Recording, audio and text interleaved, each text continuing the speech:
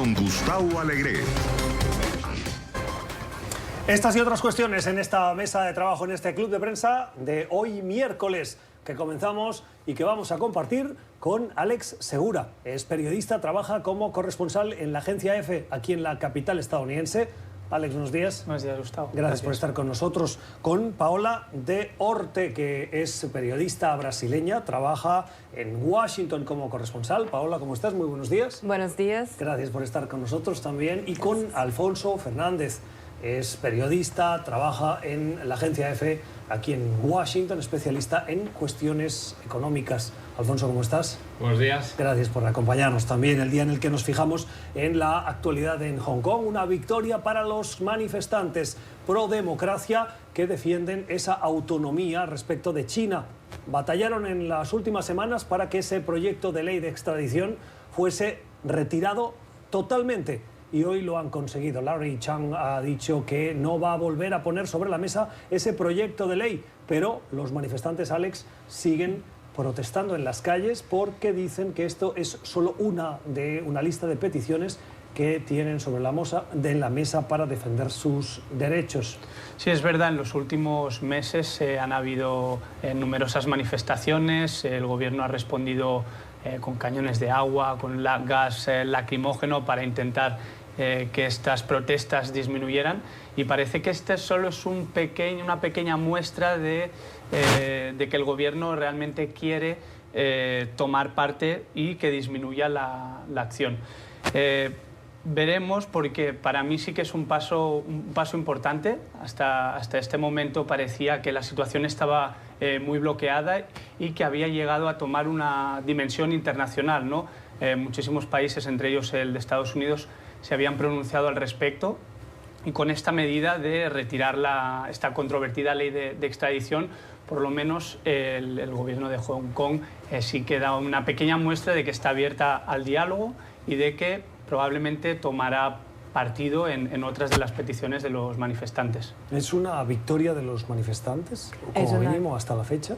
Es una gran victoria, sin duda. Aunque los manifestantes aún quieren otras discusiones, como por ejemplo hablar de la brutalidad de la policía y de más independencia también, esa decisión de hoy demuestra que todos los analistas que estaban en duda sobre cómo China iría a se relacionar con Hong Kong, de a partir de ahora Hong Kong demuestra su fuerza. Yo había hablado el sábado con otro experto en China que me había dicho que era peligroso porque podría ser que China demostrara a Hong Kong que podría adelantar la presión sobre Hong Kong. Entonces podría disminuir la autonomía de Hong Kong desde ya, con un tema que tal vez no fuera tan importante. Bueno, cuando los manifestantes decidieron de abrazar ese tema y de decir no vamos a abrir mano de nada, entonces creo que han alcanzado una gran victoria para ellos, sin duda. En este sentido, la comisionada de Derechos Humanos de la ONU, Michelle Bachelet, ha dicho en las últimas horas que hay que estar alerta porque esa autonomía de Hong Kong podría verse retrocedida si no se abre un proceso de diálogo con los manifestantes. ¿El diálogo es la solución? Desde luego, aunque en las últimas semanas hemos visto que el diálogo ha sido más bien entre tanquetas con agua y manifestantes con láseres, ¿no? Aquí la cuestión que sorprende es que China, ¿no?, que siempre se había caracterizado por no ofrecer ninguna grieta, Pekín por mantener un control férreo sobre su territorio, aunque el caso de Hong Kong es particular. Lo cierto que genera una notable sorpresa, ¿no?, porque todos los analistas esperaban que en ningún caso Pekín cediese a las presiones, y lo que esto da que pensar es que quizá China, que siempre se ha caracterizado por saber pensar más a largo plazo, está tratando de utilizar esto como una pequeña cesión, como dar una victoria en el corto plazo a los manifestantes para quizá buscar controlar esta particularidad hongkonesa por otros resortes, ¿no? Pero sí que sorprende que Pekín por una vez haya cedido el brazo, ¿no? Alex, victoria y diálogo es el camino, como decíamos. Para mí sí, para mí esta situación ha llegado a un extremo que a nadie gusta. El propio presidente de Estados Unidos, Donald Trump, llamó al presidente chino a sentarse con ellos. No sé si os acordáis, hace un par de semanas hubo un malentendido porque él dijo que él dio a entender que él quería sentarse con Xi Jinping para hablar de esta cuestión, pero luego rectificó al siguiente día y dijo que lo que quería decir es que se sentara con los manifestantes. Creo que no hay otra salida posible si no se quiere que la violencia escale todavía más. Sí, definitivamente, además para el gobierno de China este es un tema muy sensible y cualquier injerencia o comentario externo ellos lo ven como una injerencia en un asunto interno del país, porque consideran a Hong Kong como parte de su soberanía, a pesar de que respetan esa autonomía administrativa que tiene Hong Kong, y lo mismo pasa con Taiwán. Essa é a grande pergunta agora. A relação entre Taiwan de Taiwán con China también está amenazada, que se va a pasar a partir de ahora, pero yo creo que justamente esa demostración, porque ese experto que yo hablaba el sábado decía sí, que Taiwán también se puede pasar algo similar, pero justamente ahora Hong Kong ha podido demostrar que no va a ceder, no te va a pasar, y yo creo que todos estaban como sin saber lo que China iría a hacer, porque todos se recuerdan aún de otras manifestaciones en la historia de China, como 30 años atrás, la plaza de Tiananmen, pero ahora sí se muestra que aún esa relación de autonomía, de dejar Hong Kong que se gobierne, aún es importante para el gobierno chinés. ¿Crees que hay peligro de que China acabe utilizando la presencia militar en Hong Kong para tomar el control y asegurar el avance de las leyes que consideran que son fundamentales para ellos? Ahora me parece que no es una posibilidad en ese momento. En el futuro sí se puede, han demostrado que quieren intervenir allá, pero ahora me parece que esa posibilidad está un poco afastada. Esa es la gran pregunta, ¿no? ¿Hasta qué punto va a haber un efecto contagio y los taiwaneses, el gobierno taiwanés se siente un poco envalentonado para tratar de tensar un poquito más la cuerda con Pekín? Si bien sobre Hong Kong sí que el gobierno estadounidense había mencionado alguna cuestión y había emitido algún comunicado, pero más o menos tibio, no muy contundente. En el caso de Taiwán sí que el apoyo de Washington a Taiwán es mucho más firme, ¿no? Entonces yo creo que la cuestión taiwanesa supondría una escalada importante para ver hasta qué punto Pekín es capaz de permitir que estas cuestiones se vayan un poquito más allá de lo que ellos tenían controlado hasta el momento, ¿no? Vamos a ir a un primer corte comercial en este club de prensa, en esta mesa de análisis, hoy con nuestros periodistas invitados en esta mesa de trabajo. Ya regresamos.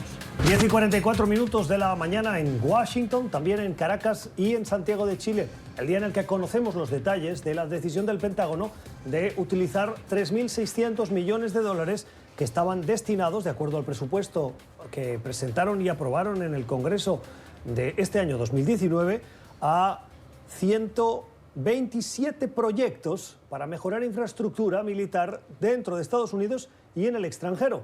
Pero dice el Pentágono que va a cancelar esos proyectos para utilizar esos recursos para la construcción del muro. El portavoz del Pentágono ha argumentado que, de acuerdo a la orden ejecutiva de emergencia nacional firmada por el presidente Trump, ahora el mandatario puede solicitar el destino de esos fondos que estaban previstos para lo que les decía, las infraestructuras militares, ahora para la construcción del muro. Paola. Hay dos aspectos cuando hablamos del muro. Uno es el aspecto de los derechos humanos y de la inmigración. Entonces podemos hablar de todas las personas que están esperando, aguardando en México para poder pedir sus derechos de asilo. Yo he estado en Tijuana, por ejemplo, hay mucha gente que espera allá, gente que yo he conocido una persona, por ejemplo, que ha viajado de Burkina Faso en África, ha hecho todo el camino por Ecuador y subido hacia Tijuana, y que están todos como no pudieron entrar en Estados Unidos, mismo que ellos piensan, dicen que tienen derecho al asilo. Entonces hay todo un aspecto humano. Pero cuando hablamos del muro hay también ese aspecto político que es fundamental. Trump quiere terminar el muro antes de empezar como verdaderamente su campaña política para el próximo año, y lo que demuestra ahora es que está dispuesto a desequilibrar los poderes, porque lo que pasa es que cuando él habla de una emergencia nacional, es que está dispuesto a decir al Congreso, no me importa lo que ustedes piensen del muro, yo voy a hacer lo que quiero hacer para cumplir lo que he prometido antes. Pero eso es muy peligroso, porque lo que se comprende es que una cuestión de inmigración que ya viene hace muchos años en Estados Unidos no puede ser considerada una emergencia nacional. Entonces, ¿cómo van a utilizar esos fondos? Utilizando una ley que era como, por ejemplo, fue utilizada otras veces durante los ataques terroristas del 11 de septiembre. Son situaciones muy diferentes. Sí, es muy importante lo que destaca la compañera Paola, porque está desacreditando al Congreso.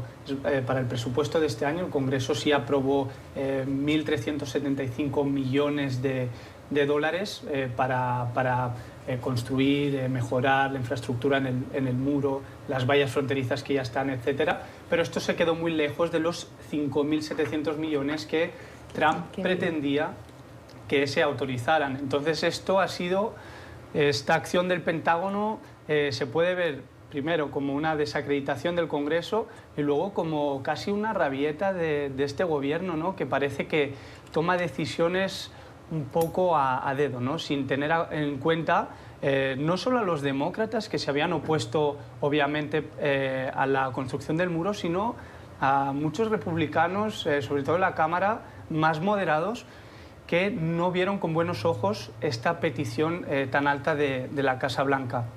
La decisión de ayer afectará a 127 proyectos, aún no se ha revelado específicamente a cuáles, pero sí algunos medios hablaban de un tema que aquí es muy punzante, ¿no? El tema de los veteranos. Parece ser que alguno de estos proyectos afectará de algún modo a gente, a militares que han servido en el ejército, que aquí, como bien sabéis, en Estados Unidos tienen una imagen y un respeto por toda la sociedad muy alto, y eso veremos también cómo afecta a algunos republicanos también que han sido veteranos, y ya no hablar de los demócratas, ¿no? Que ya se han pronunciado al respecto. Con estas decisiones y estando en un periodo de precampaña, ¿podemos ver al presidente Trump en una cierta carrera desesperada para llegar a esas elecciones mostrando un fragmento del muro construido como para poder decir yo he cumplido, no tanto como me gustaría, pero aquí está el muro que os prometí? Él ya ha cambiado un poco su discurso en ese sentido, porque al comienzo del gobierno decía build the wall, construye el muro, y ahora es finish the wall, termina el muro. Entonces, como ya está un poco cambiando el discurso para mostrar que el muro ya está ahí, solo necesitamos un poco más de recursos, de fondos, y yo creo que cuando 2020 llega, él va a intentar decir eso, que el muro ya es un problema casi solucionado o está en desarrollo. Pero en verdad lo que sabemos es que no hay apoyo para ese muro. Entonces es una decisión del Ejecutivo y que pone en jaque no solo el Congreso y también no solo el Legislativo, pero también el Judiciario, que no necesariamente está de acuerdo de que se utilicen las emergencias nacionales así. Entonces yo creo que va a traer como una discusión mayor sobre una fundamentación básica de la democracia en los países democráticos, que es el equilibrio entre los poderes. Más allá de si el judicial le da o no la razón, hay un tema también de coherencia, no sé si lo veis así. Durante la precampaña del 2016, los republicanos y Donald Trump criticaron mucho al presidente Obama por el uso frecuente de órdenes ejecutivas. Consideraban que abusaba de su poder para bypassear o para pasar por encima del Congreso y sacar adelante proyectos o iniciativas que el Congreso tenía bloqueados por las mayorías republicanas en ese momento. ¿El presidente Trump está haciendo ahora lo mismo que le criticaban a Obama? Sí, Obama se fue muy duro con él, sobre todo con la ley del Obamacare, pero no únicamente, y parece que Trump, a pesar de que en su campaña electoral criticó fuertemente estas decisiones ejecutivas, él está yendo por el mismo camino. Para mí es importante destacar sobre todo esa separación de poderes. ¿Por qué? Porque ahora, ¿qué argumento va a tener Trump cuando sea confrontado con esta cuestión durante su campaña presidencial? Los sondeos, algunos sondeos están dando que Biden, incluso Elizabeth Warren, en un potencial enfrentamiento con Trump, podría superarlo. Es verdad que en las últimas elecciones vimos sondeos que daban claramente favorita a Hillary Clinton y Trump, en cierto modo, se rió de todos estos estudios, pero yo creo que Trump está empezando a notar esta presión y se le nota en muchas de estas últimas decisiones, ¿no?, que ha ido tomando. Él quiere cerrar lo del muro antes de las elecciones del próximo mes de noviembre de 2020 y, por ejemplo, un acuerdo comercial con China, ¿no? Son puntos que él había dicho que iba a cumplir y que por ahora parece que no están cerca de hacerse. Entonces él pretende acabarlo cuanto antes para que sus votantes y gente que quizás no había confiado en él porque lo veía como un outsider, ¿no?, como alguien fuera de la política que no sabría manejar el gobierno, diga, oye, pues en realidad sí que ha hecho lo que él prometió, vamos a darle un voto de confianza.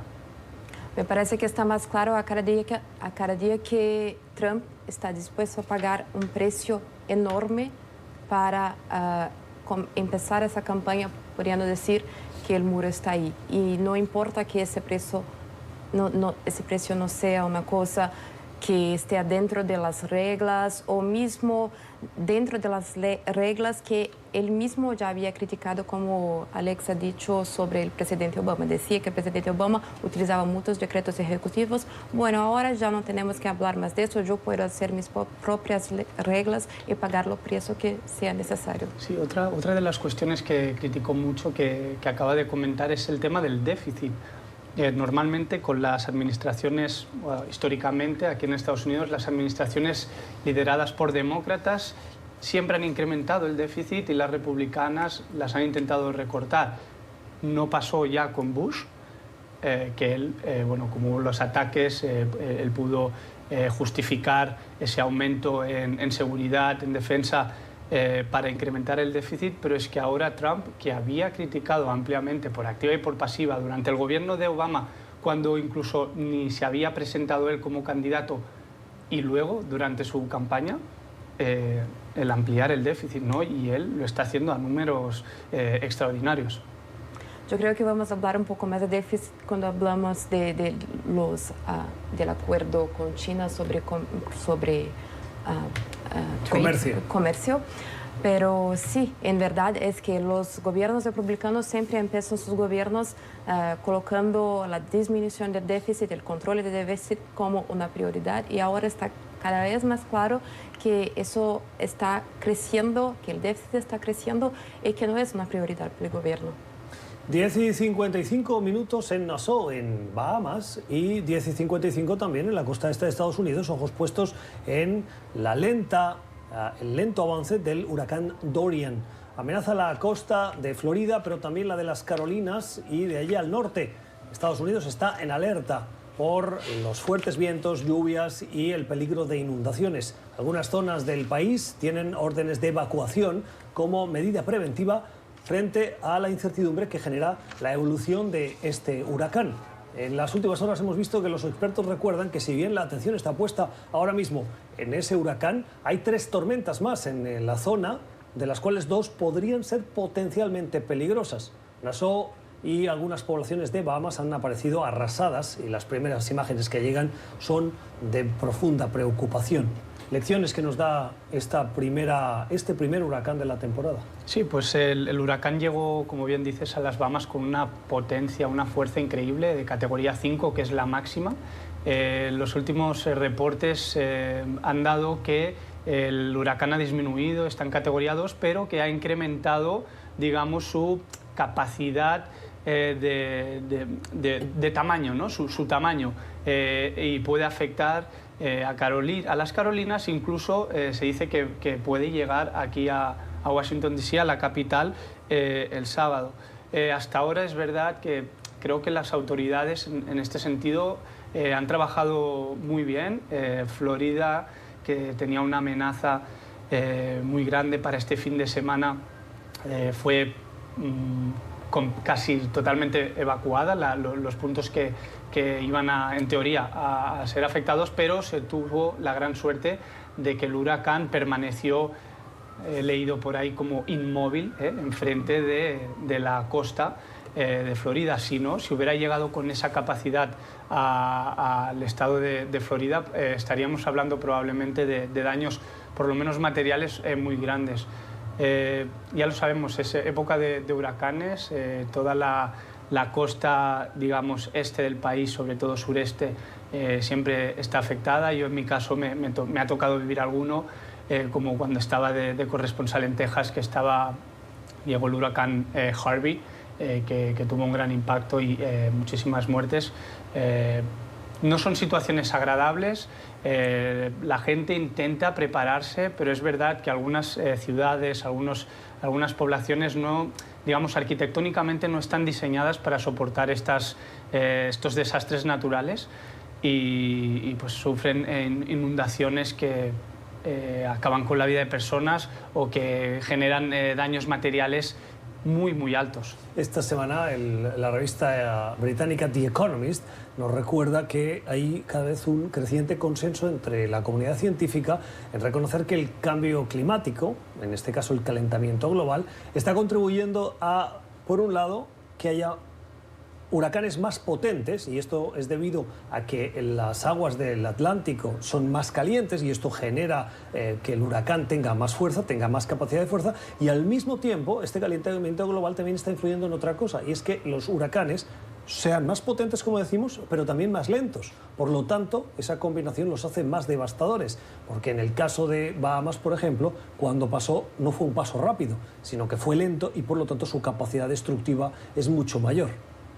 Una de las conclusiones de los científicos que trabajan con cambios climáticos es que verdaderamente no solo la temperatura del planeta se va a subir, cambios que ya estábamos acostumbrados a hablar desde los años 80, pero ahora, más recientemente, han empezado a hablar también de esos cambios en las tormentas, en las lluvias. Entonces, me parece que sí están llegando a esa conclusión de que los cambios climáticos sí pueden cambiar esos pares. Pero fíjense en una cosa, los huracanes hasta hace una década en esta zona del mundo solían tener una intensidad de entre 1 y 3. Y lo que estamos viendo en las últimas 3 temporadas de huracanes es que es muy fácil que se conviertan en huracán 4 y 5 a una gran velocidad. Además del calentamiento global genera otro problema, y es el deshielo de los polos que aumenta el nivel del agua y que por lo tanto las zonas inundables cuando pasa un huracán afectan más a zonas costeras. Lo estamos viendo ahora en las Bahamas. Sí, a pesar de que la comunidad científica está defendiendo desde hace años el cambio climático, lo siento por volver a Trump, pero es que él es uno de los grandes negacionistas de que esto está ocurriendo y, digamos, esa decisión de no aceptar que hay un cambio climático puede tener unas consecuencias devastadoras. Perdón, está teniendo ya consecuencias devastadoras. Está teniendo, y además, yo siempre digo, ¿no? Estados Unidos es un espejo para muchísimas naciones.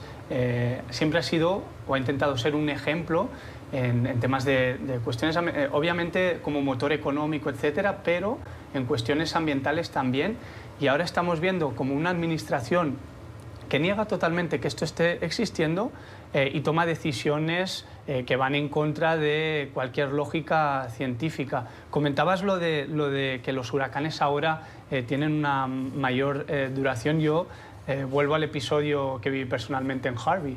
Con Harvey en Houston estuvo casi una semana ahí, cuando ya se había convertido en una tormenta, pero una tormenta que cayeron miles y miles de litros en una ciudad que, como decía, digamos, arquitectónicamente o estructuralmente no estaba preparada para soportar eso, y aún hoy en día, que pasaron ya 2 años, se leen reportes, análisis de los daños que generó y los que aún no se han recuperado, además de los miles y miles de familias que se quedaron sin hogar y sin oportunidad de poder seguir progresando.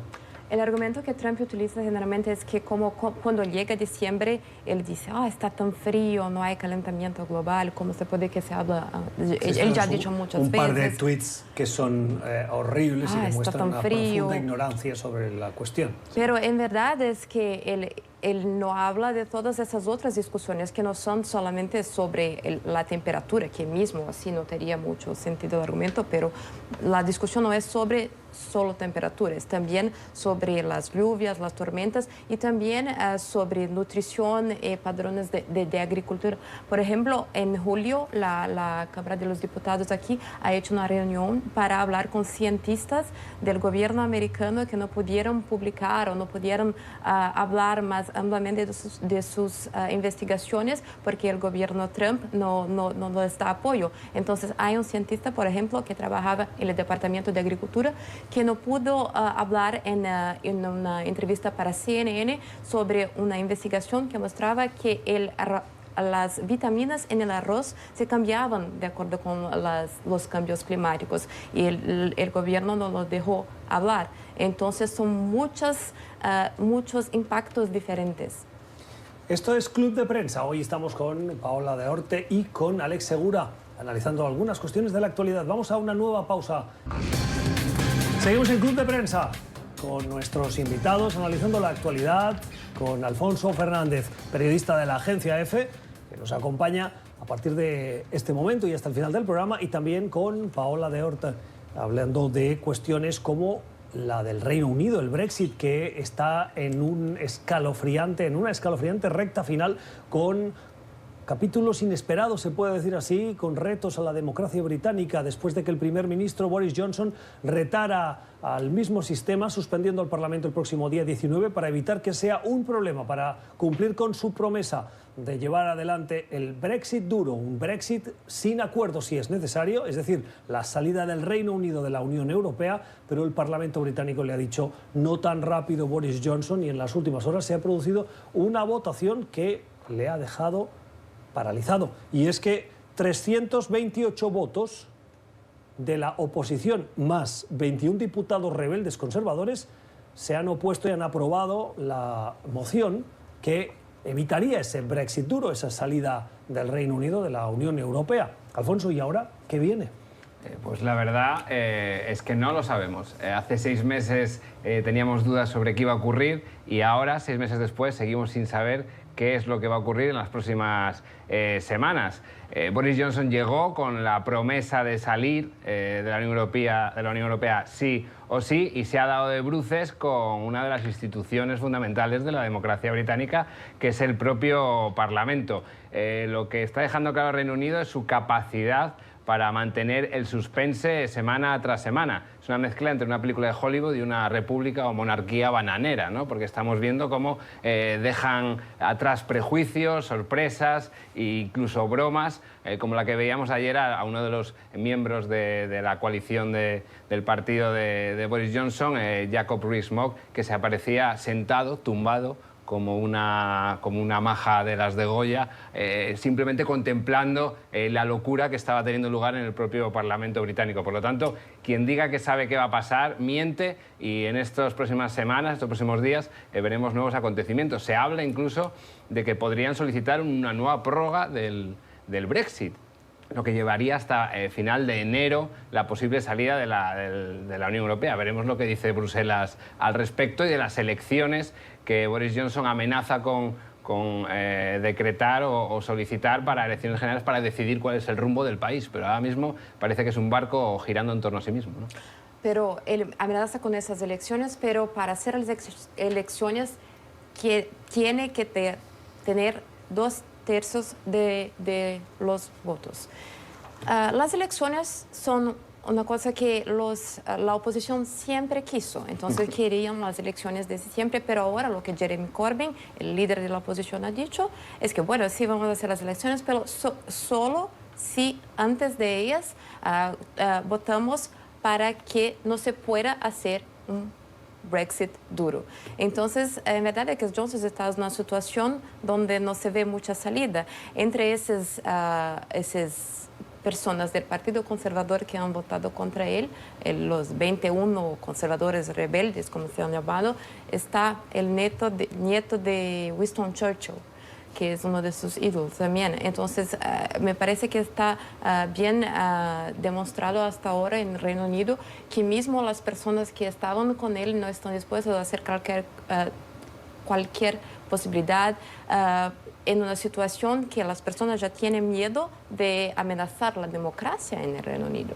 Lo que es interesante, y estaba escuchando lo que me contabais, lo que nos contabais, es cómo el mismo sistema democrático genera líderes con aires autoritarios que retan el mismo sistema y lo ponen en jaque.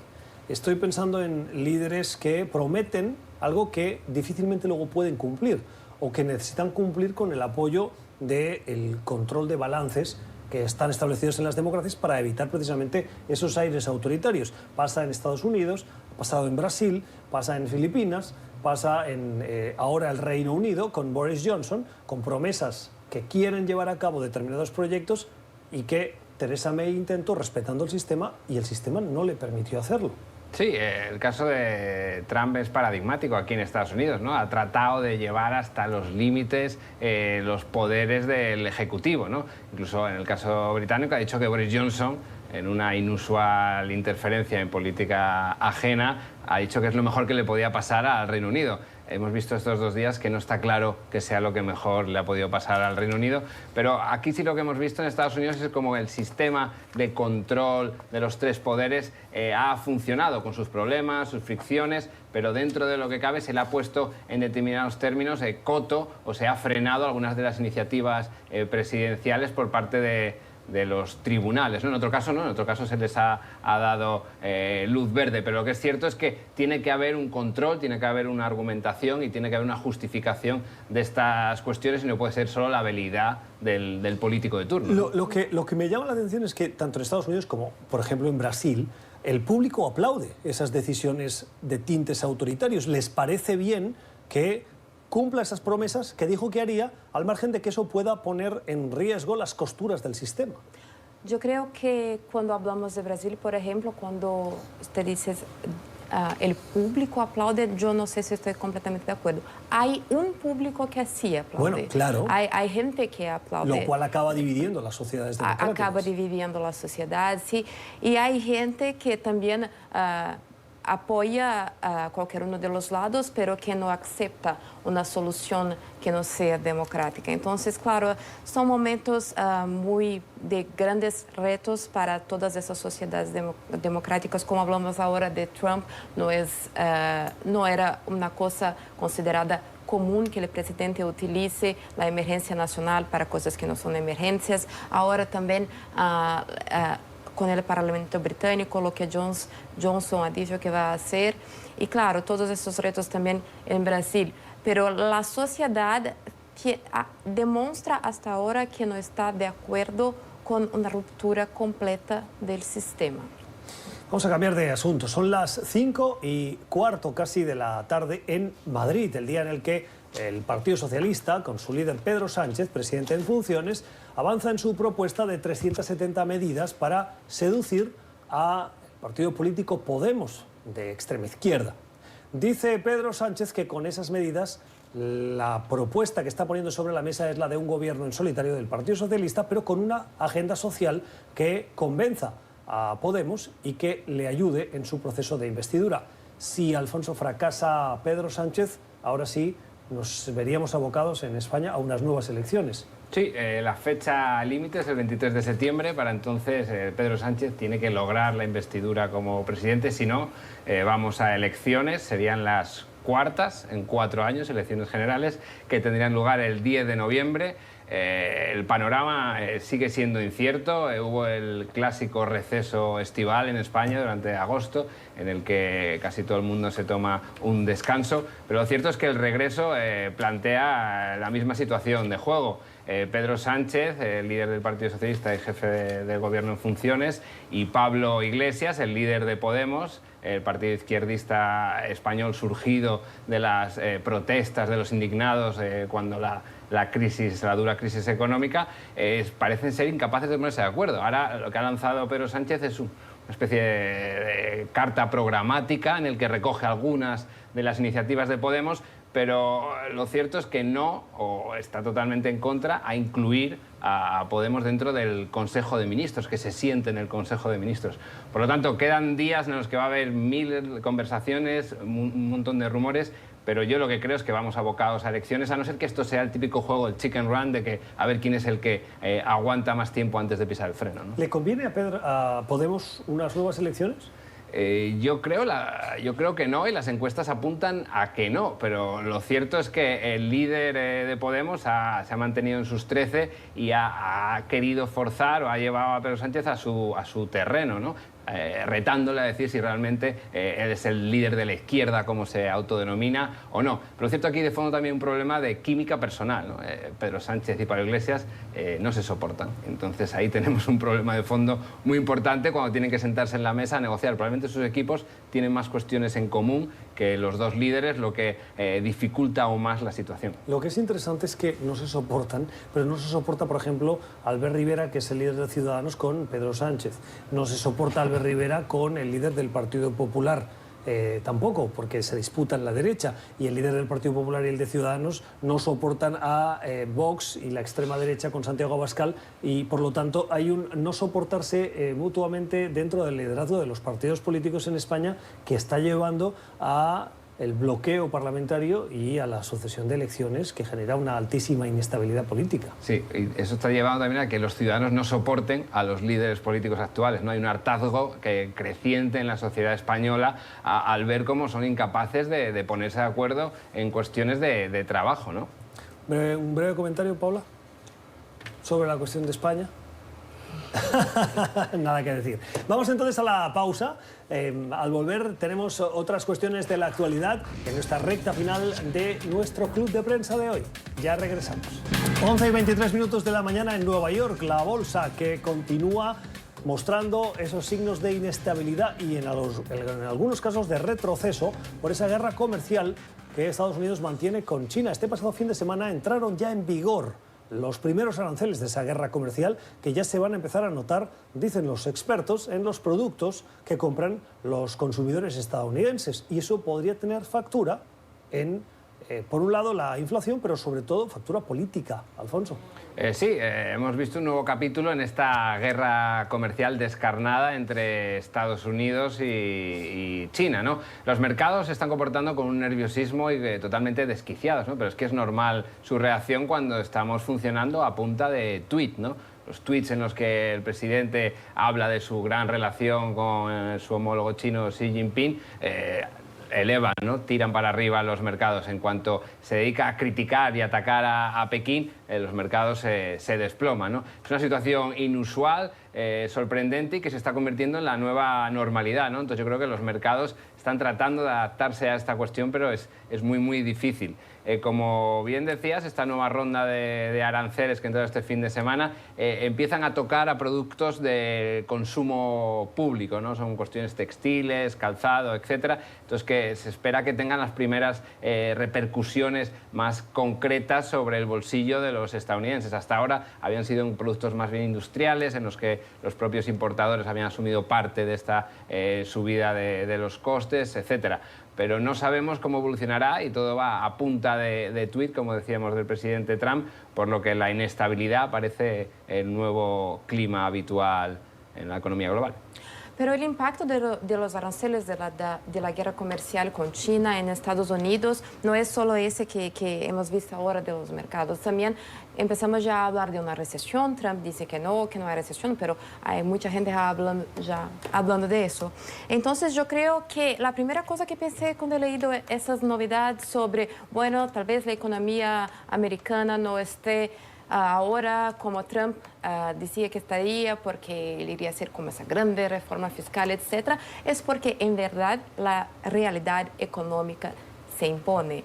Entonces, los estudiosos de economía, los economistas siempre han dicho que cuando se aumentan los aranceles, cuando la economía se queda más proteccionista, hay un problema porque también para la economía nacional, no es solo para China, el problema no se queda solo con China, es como disminuir el comercio, eso no es bueno también para los productores en Estados Unidos, para las personas que van a consumir en Estados Unidos y también más una vez en el comienzo del gobierno en 2017 hemos visto cuando Trump ha decidido hacer su reforma fiscal y en aquel tiempo había dicho, bueno, el país va a crecer tanto que no vamos a tener problema con el déficit. El déficit será controlado porque el país va a crecer mucho y todo estará solucionado. Y ahora lo que vimos es un déficit que está cada vez mayor, el problema no está controlado y una recesión tal vez el próximo año. Entonces, la economía ahí está batiendo a la puerta de Trump para decirle, bueno, en verdad no es mágico. Claro, Donald Trump no da puntadas sin hilo pensando en su estrategia electoral. Eso no es algo que sea una novedad, pero cuando vemos decisiones hay que tenerlo siempre presente. ¿Hasta qué punto China tiene la capacidad de aguantar este pulso que le está echando el presidente Trump para llegar a las elecciones y no darle una victoria al mandatario estadounidense? ¿Tiene esa capacidad Xi Jinping? Lo que tiene a favor Xi Jinping es que no tiene elecciones, ¿no? Entonces él trabaja con unos tiempos mucho más favorables que los que trabajan los presidentes aquí en Estados Unidos, ¿no? En este caso tenemos elecciones en un año a la vista. Trump sigue reiterando que la economía china, y es cierto, se está desacelerando y está siendo dañada en mayor medida que la estadounidense. Lo cierto es que ninguna de las dos economías le está yendo bien, fruto de esta guerra comercial, y entrar en el debate de a quién le va peor yo creo que no supone un poco emborronar la imagen, ¿no? Lo cierto es que el presidente Trump llegó con un mensaje del proteccionismo comercial desaforado y la realidad es que el déficit comercial ha seguido creciendo. Entonces, si miramos a los números, las propuestas, las promesas del presidente Trump no se están cumpliendo. En el caso del déficit, como hablaba Paola, los republicanos contra el presidente Obama, yo recuerdo que hacían gala y criticaban día tras día de manera machacona el hecho de que el déficit federal estadounidense estuviese creciendo. Pues bien, ahora estamos viendo como pese a la reforma fiscal sigue el déficit creciendo bajo el presidente Trump y, por una llamada del destino, ninguno de los republicanos habla ahora de los problemas del déficit, ¿no? Por lo tanto, yo creo que hay que a veces mantener el timón un poco, como decía antes Paola, y ver los números, ¿no?